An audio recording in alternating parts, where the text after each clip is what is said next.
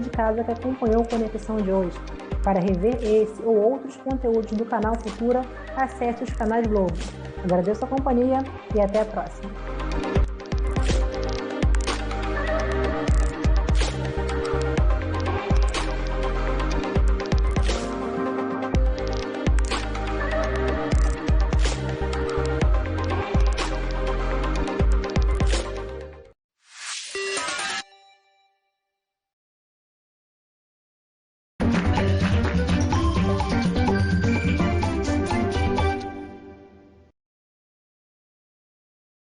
Atenção! Começa agora uma teleaula de Geografia do Ensino Fundamental. Você vai assistir a teleaula de número 50. Bons estudos!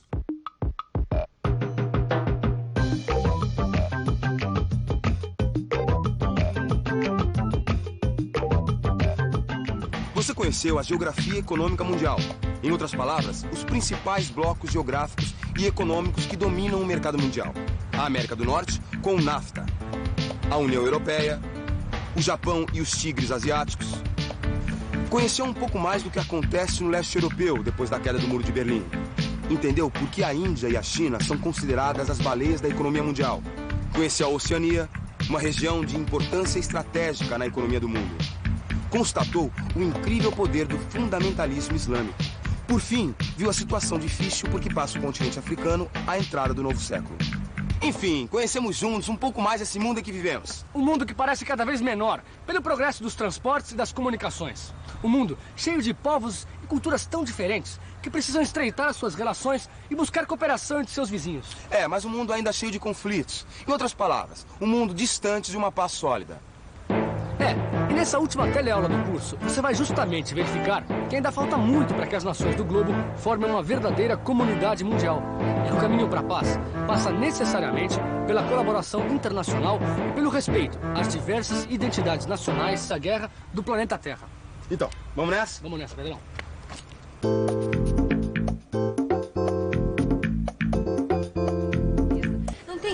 Só continente onde não haja um conflito entre nações, entre etnias diferentes lutando por um pedaço de terra, entre religiões tentando impor suas verdades. Até aqui na América do Sul, Peru e Equador estão lutando por um pedaço de terra na Amazônia. E o engraçado é que se por um lado se fala da globalização do mundo, por outro que se vê mesmo é uma crescente fragmentação política. E o leste europeu é uma prova, triste prova disso. Os interesses nacionais, religiosos e étnicos estão se manifestando através das guerras.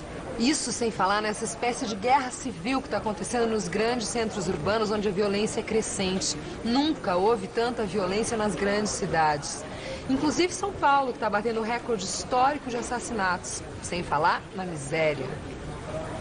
Oi, quais são os principais problemas de uma cidade grande como São Paulo? Assalto, né? Violência. Desemprego. Muitas pessoas passando uma miséria por aí. E vejo homens grandes, fortes, ganhando dinheiro a rodo, como você vê todos os dias. É o dia a dia do nosso país. Segurança, educação, saúde. Poluição, falta de emprego. Não há como negar o progresso tecnológico dos tempos atuais, mas é importante verificar que muitos problemas têm crescido com a mesma velocidade desse progresso nos grandes centros urbanos. Problemas que colocam em xeque o modelo desse progresso, como, por exemplo, é o caso das grandes questões ecológicas. O desenvolvimento científico e tecnológico encurtou as distâncias do mundo, permitiu que o homem avançasse mais na cura de moléstias até então desconhecidas e também aumentou nossa compreensão sobre os mecanismos da biosfera. O mercado mundial também organiza cada vez mais o mundo através da globalização, com as grandes empresas operando em escala planetária, sem restrições para obtenção de lucros. Mas apesar de progresso material e dessa integração econômica, os conflitos e guerras explodem em todos os cantos do mundo. E por incrível que possa parecer, os motivos básicos para esses conflitos não são apresentados como disputas econômicas, e sim étnicas, religiosas, culturais ou políticas. Mas será que não existem interesses econômicos por trás de tudo isso?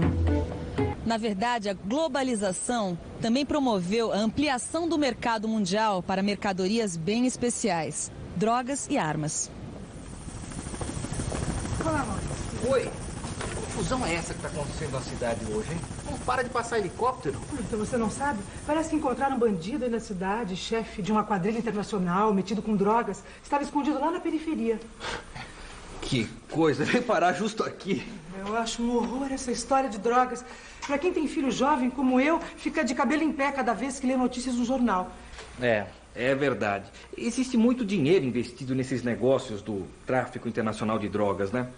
E a droga traz não só o vício e a dependência do viciado, mas também traz violência, suborno, extorsão. Você tem toda a razão, Maurício. Eu me pergunto, será que as autoridades mundiais nunca vão dar conta desse problema?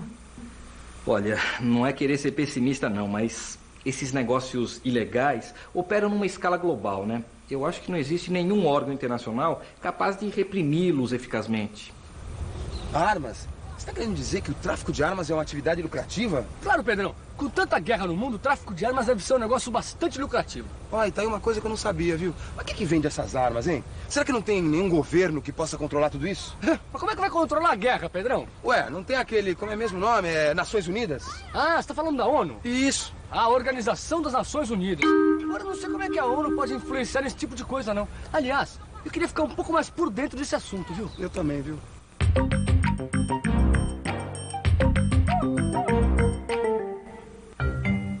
A Organização das Nações Unidas foi criada logo após o término da Segunda Guerra Mundial.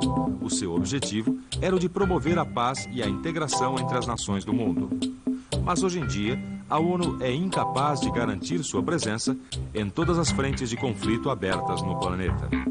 E as grandes potências, que têm maior poder de veto no Conselho de Segurança da ONU, defendem mais seus interesses do que batalham pela promoção da paz. Os Estados Unidos, a Comunidade dos Estados Independentes, com a liderança da Rússia, a França, a Inglaterra e a China são os grandes produtores de armas do planeta. Depois do fim da Guerra Fria, parte desse negócio, envolvendo armamentos, dirigiu-se para os países subdesenvolvidos e em desenvolvimento, tanto pelas compras oficiais dos governos, como pelo contrabando para organizações criminosas. Peraí, Pedrão. Lembra que a gente estava lendo sobre aquelas guerras na África? As guerras sobre miséria que envolvem conflitos étnicos e políticos nas regiões ao sul do Saara, envolvendo países como a Somália, Ruanda, Angola, Libéria e Moçambique. Essas guerras que se transformaram em formas de extermínio da população civil. Mas o que mais me impressionou naquela matéria era a mutilação das pessoas causada pela explosão das minas. E também porque algumas pessoas que não faziam parte de nenhuma etnia ou corrente política simplesmente eram executadas. Isso quando não é a fome que mata, né? Já que praticamente nada é produzido naqueles países. Pois é. Mas além deste, existem muitos outros conflitos. Alguns perduram desde o final da Segunda Guerra Mundial, como entre árabes e israelenses. Essas guerras no Oriente Médio já destruíram uma nação inteira, como o Líbano. Também os palestinos foram condenados ao desterro. E os esforços de paz, apesar de alguns progressos obtidos com muita luta nos últimos anos, ainda são frágeis diante do fanatismo religioso e nacionalista de árabes e de judeus. Seria interessante colocar também algumas questões sobre esse problema do armamento.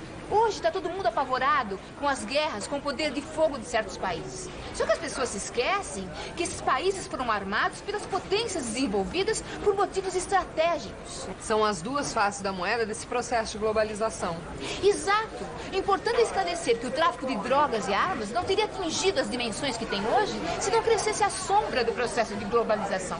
Quer dizer, esses negócios ilegais podem proliferar cada vez mais nas brechas do sistema internacional de troca se não houver alguma espécie de controle por alguma instituição, sei lá. E as soluções têm que ser encontradas. É um desafio urgente para todos os países do planeta. E um passo muito importante para a conquista da paz. Paz, Antônio, paz. Será que esse nosso planeta nunca vai conseguir viver em paz, pô? Claro que vai, Pedrão. Olha, essa esperança não pode morrer nunca. Nada vem fácil. E para se resolver um problema, a melhor coisa é tomar consciência de que ele existe. E foi isso que você fez nessas teleaulas de geografia. Conheceu melhor. E agora, vamos para uma revisão. E atenção, se liga aí que é hora da revisão. Na teleaula de hoje, você constatou que apesar de todo o desenvolvimento científico e tecnológico dos últimos tempos e da globalização da economia, integrando várias nações, os conflitos e guerras estão cada vez mais disseminados pela superfície da Terra. provocando uma fragmentação muito grande, motivada por disputas étnicas, religiosas, culturais e políticas.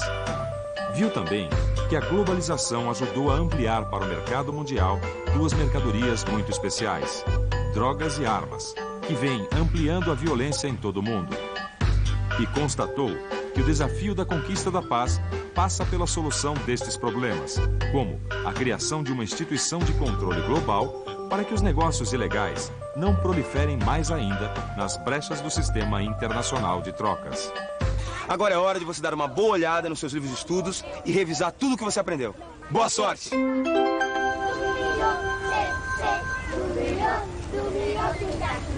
Minha!